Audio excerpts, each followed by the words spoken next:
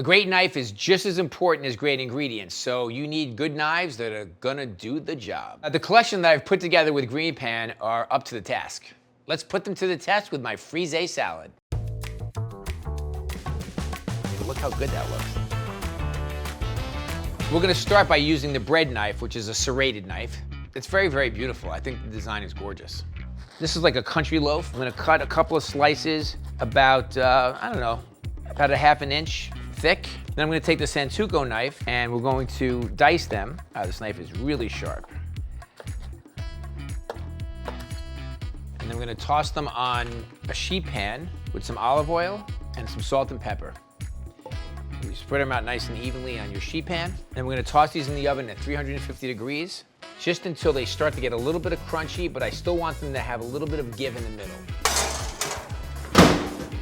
Set your timer, about 6 minutes, we'll check them. We're gonna move on and cut some lardons of bacon. This is a slab of bacon. So we're gonna cut this with the Santoku knife because it has the design to cut it very nice and thinly, but also very evenly. These knives are hand sharpened for precise cuts and they stay sharper longer. And you have a nice dice, nice and even. Thank you, Santoku. Now we're going to use our ceramic non-stick saute pan. While the bacon renders, we're gonna get it nice and crispy, let the bacon cook through. Let's dice up a shallot. They're a little bit underrated. Everybody obviously grabs onions all the time. They're sweeter than onions.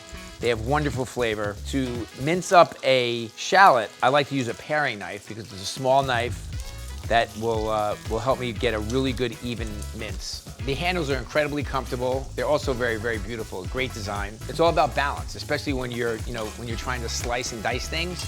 The balance of the knife with the handle and the blade itself is incredibly important.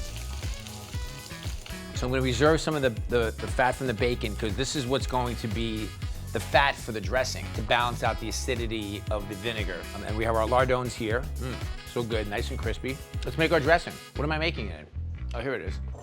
So we're gonna start with some shallots, a little bit of Dijon mustard, some red and white vinegar, just a touch of honey to kind of chill out some of that acidity, some salt and pepper, and then carefully emulsify the bacon fat into the dressing. Maybe a squeeze of lemon juice, just for some brightness. This dressing is very, very savory and delicious. We can grab our croutons out of the oven, nice and crunchy on the outside, still a little give on the inside. Let's throw it together. So we're using some Frisée. It's like a white chicory, so it's a little peppery. We put some bacon in there, some Roquefort cheese. The Roquefort cheese is a blue cheese. It's gonna be relatively strong in flavor. Some of these croutons, a little salt and pepper. And what I like to do is put the dressing around the side of the bowl.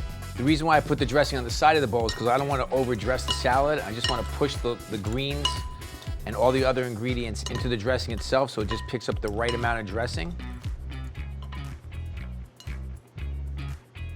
And then a classic Frisée alone salad in a Parisian restaurant would have a poached egg. But to make it a little bit simpler, I have some soft-boiled eggs. I'm going to use my paring knife for this. Nice sharp knife, just like that. Take a little bit more dressing. There we go.